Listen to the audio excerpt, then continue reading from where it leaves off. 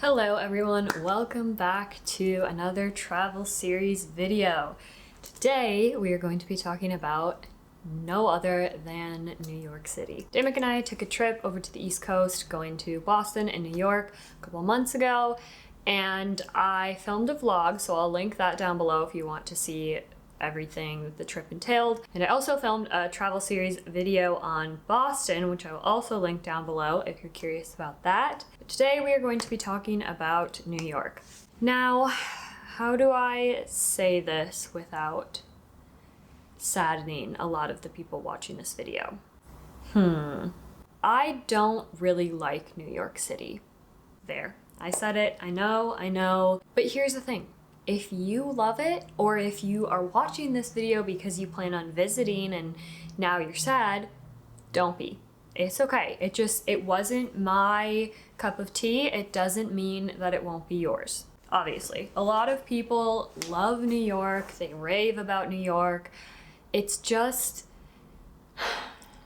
in my personal opinion, slightly, just maybe a little bit overrated. Now, that does not mean that I didn't enjoy my trip or there wasn't like things about it that were enjoyable. So I'll be breaking down for you what we did. This time we were only there for 3 days, so take that as you will.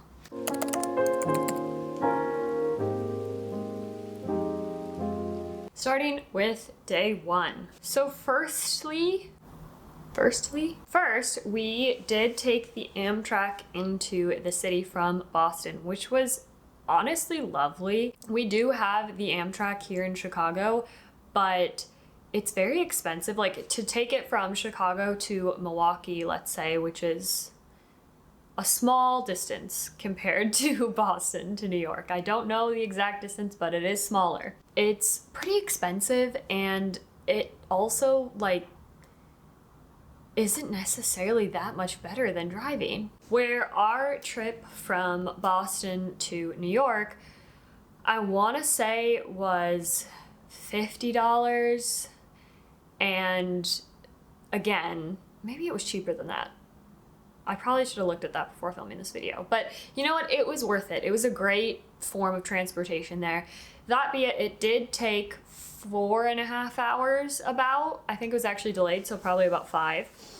However, it was wonderful. I mean, you know, it was low stress. You just got to the train station in Boston, hopped on, and then you just kind of chilled there. I mean, I just read my book for a couple hours, and it was a really stress-free experience compared to flying or certainly driving. Then we had stayed at the Pod Times Square Hotel, which isn't necessarily like the best hotel. We kind of usually cheap out on stays a little bit.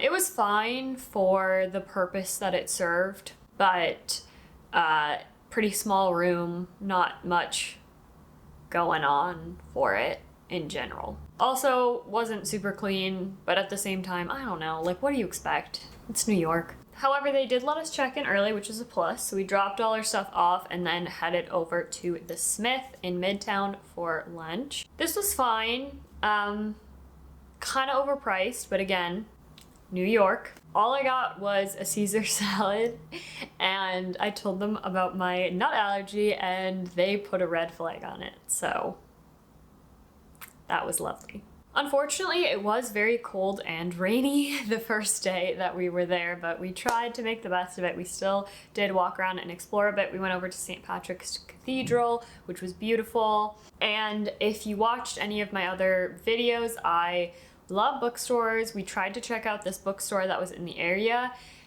And to be fair, we did go to like probably, I don't know what it's called in New York actually, but in Chicago, if you know like the Magnificent Mile where they have all the like expensive like Gucci, Hermes, like all the big top brand stores, we went to like that street on New York for this bookshop. So needless to say, it was slightly out of my budget, but it was kind of cool just to walk in. I don't really remember what it was called, but you know, if you can afford those books, I feel like you would have done your research on them and you probably would have already known the book, this store that I'm talking about. Then we headed over to the Rockefeller Plaza. Then we headed over to the Rockefeller Plaza. There we go. Which was fine. Here's the thing. I feel like if I didn't live in a big city, going to a big city would be cool. But I think living in a big city, for those of you who didn't know or didn't assume by my previous comment, I live in Chicago. I feel like a lot of big cities in the US at least are just kind of like the next, and I almost prefer like nature-y trips more because I'm not as accustomed to seeing that stuff every day. After that, we headed over to Times Square, which again, I'm sorry. I'm not trying to be negative, but Times Square is just, we got there and Damick asked, he was like, wait, is this Times Square? And I was like, yeah, this is it. Definitely worth seeing if you've never been. It's cool, but I think another problem that I have with New York, specifically, I guess that downtown city area where there's all the tourists, it smells like garbage everywhere. And I feel like if you think it doesn't, it's probably because you've been there long enough that you've gotten used to the smell. Because I will say, after even a couple days there, I didn't notice the smell as much until we went to an area where it smelled like flowers. And then I was like, oh my gosh, there's like a different smell. And Times Square was definitely like that. It's worth seeing, but it's very dirty, just everywhere. It's so dirty. For dinner, we went to a place called John's Pizzeria, which honestly was probably our biggest mistake of the trip. We really wanted, like New York pizza, and it was close to where we were. It was also pouring rain, so we just wanted to get inside. We got inside and realized there was like 50 people ahead of us in the line. The inside was really cool. It used to be an old church, I think. When we finally got our table, we got mozzarella things and a pizza, and it was not good. So find a better pizza place, not that one. After that, we went to a little bar that was close to our hotel called Hold Fast, right? Yes, Hold Fast. And I actually loved this place. It was just a quaint little area. It was so cute. Now, I think they switched their drink menu quite frequently, but what I really loved about it was the fact that on the menu, they had a drink. It was named after the guys who owns the bar, his dog. And there was like a percentage of that cocktail, like every time that cocktail was bought, that went towards like the local animal shelter. And he was telling me about how he was doing like this fundraiser race for dogs, and like he got his dog from there, and it just is such a lovely story. And I love dogs, so obviously I ordered that cocktail, and it was wonderful. And I don't remember what Damick got, but I remember his was really good too. So I would recommend that place. Next, we are on to day 2. We started off the morning by going to a brunch restaurant called Little Collins. This was also a really lovely place to eat. It was quite expensive, but the food was excellent. It's actually, I believe, an Australian type restaurant. We got lattes, and they did the beautiful latte art on them, and then I got Eggs Benedict. Damick got this like strawberries and cream French toast. We kind of split, and it was fantastic. Like everything there was just so good. So for brunch, if you wanna splurge a bit, I would definitely suggest going to Little Collins. After that, in the morning, we just kind of spent more time walking around the city, taking in some sights until about lunchtime. Now, I really wanted to go to Serendipity to get the frozen hot chocolates, and we were pretty full still from our breakfast, so Damick and I just kind of got like some appetizers, and then we got the frozen hot chocolate, which fantastic. The only thing is we went to the Serendipity in Times Square, definitely more like kid themed. The one in the Upper East Side looked a lot nicer, I feel like. So if you do go, I'd recommend going there, but it is 100% worth it. However, keep in mind, the frozen hot chocolates are massive. I mean, they're big. So definitely split one. You don't need your own. You don't. Then, one of my favorite parts of the trip, after that we headed over to Central Park. Gotta love Central Park. It's so strange, honestly, when you walk in. It just, like, the rocks and, I don't know, the whole thing just feels so strange that it's just in the middle of a city. And if you've never been, Central Park is actually quite big. Like, to explore the whole thing, we would have needed probably a full day. The one sad thing, I don't know if it's sad, well, it's sad to me, thing about it is there's still just so many people. There's so many people everywhere. And I feel like, well, see, this is one of the reasons where I live in Chicago. We do live like in the city, but I don't live like right downtown. And it's one of the reasons why I don't live downtown is because there's so many people everywhere. And I know it's mainly tourists and they're just trying to like take their photo and take it in and stuff. But it's always a pet peeve of mine when the tourists are like standing in the middle of the street or walking really slow on the sidewalk and you can't get around them. And, you know, here in Chicago, like I have responsibilities, right? And so sometimes it's a little bit frustrating when I'm like, I have to get to an appointment and you are taking up the whole sidewalk. And that's kind of how I felt in New York. Obviously, I don't live there and I didn't necessarily have a tight schedule or anything, so it was fine. But I think I prefer like places that have just like a normal amount of people. Like here in Chicago, you can go to a park and it's not going to be like filled with people. There'll be people there, but I don't know. But Chicago also doesn't necessarily have anything super comparable to like Central Park. I mean, I guess you have like Millennium Park and Grant Park and stuff, which probably, yeah, to be honest, I don't go there a lot. I really don't. So I don't know. I probably just don't really know what I'm talking about. But anyway, Central Park, must go. Wonderful, beautiful. All the animals too there seem so used to seeing people. We actually had a cardinal that came right up next to us, just walking around, enjoying his jolly old day. And we were there in the spring, so the cherry blossoms were all blooming. It was lovely. Then we went to the New York Public Library because that was on our list of things we wanted to see. I didn't do much research into it, so I was unaware that the New York Public Library didn't actually have like books that you could check out. So that was weird. It was a lot of like exhibits.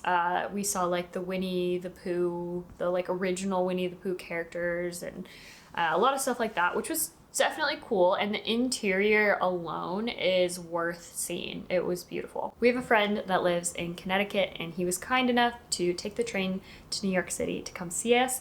So we spent the rest of the afternoon with him. We walked the High Line, which was also really cool. Then we got dinner at a place called Bardo, which was actually right next to the bar we ended up going to the night prior. And this place was good. Nothing super strange out of the ordinary, but it wasn't bad. And after that, we kind of just made the journey back to our hotel. We were pretty tired from doing so much walking all day. Then for day 3, our last day there, we went to Liberty Bagels because you have to. You know, you have to get a bagel when you're in New York. And let me just say, this was something that definitely lived up to my expectations. There was a pretty long line, but they moved pretty quickly.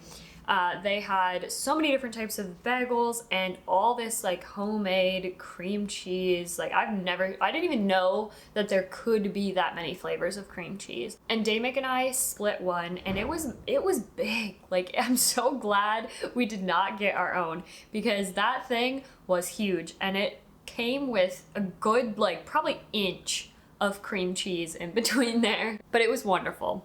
Loved it. After that, we went to the 9/11 Memorial, which is always just very emotional. You feel a lot when you're actually in that space. After that, we went to Battery Park to try to see the Statue of Liberty from afar, which didn't really work super well because it was all under construction at the time and they had these like fences blocking everything. So this is my best photo. Wonderful. We did look into taking a boat ferry to the actual island so you could like stand up close to it, but we just didn't have the time because we were flying out that night. So if you really want to see the Statue of Liberty, I probably would recommend taking one of those ferries, but you need to book them in advance because we wouldn't have even had the option to do it because all the tickets were sold out that day. From there, we went over to the Tribeca neighborhood, which was probably my favorite part of New York, like my favorite like area that we went to. It was just a lot more chill, relaxed. Obviously, I get it, there's not as many tourists in that area. This is also kind of where like NYU is, or at least part of it is. Our friend recommended that if I like bookstores, we go to the Strand bookstore, which was so cool. Like I would definitely spend most of my time there if I lived in New York because it had so many levels of books. After that, we went to a little taco place that was close to where we were just for a quick lunch, and it was wonderful. No complaints. They were lovely. And after that, we headed back to our hotel to grab all of our baggage and head to the airport. So we needed to leave, or our flight was flying out I think at like 7. So we took the subway to another train. I can't remember if there were 2 trains in between. I can't remember if we only took 1 train or 2. But somehow we took either 1 or 2 subway trains to the Jamaica Air train, which connects like the city to the airport. So we took that. Kind of expensive, but pretty easy. Like it's nice that they have that option. And from there, we were easily able to just get on a little like tram, make it to our terminal, and be ready for our flight back. It's funny because we did fly out of JFK and so many people were like warning us about how horrible that airport was. And okay, it wasn't the worst airport I've ever been to, but it certainly was not good. They definitely had their struggles. Took a while to get through security, so definitely leave early. But overall, it was fine. And that was the end of our New York trip. So as I said, New York City is not one of my favorite places. Definitely been to places I like more, but I think it's worth visiting at least once in your life. You know, you gotta experience it. If you want to see more in-depth content, you should watch the vlog.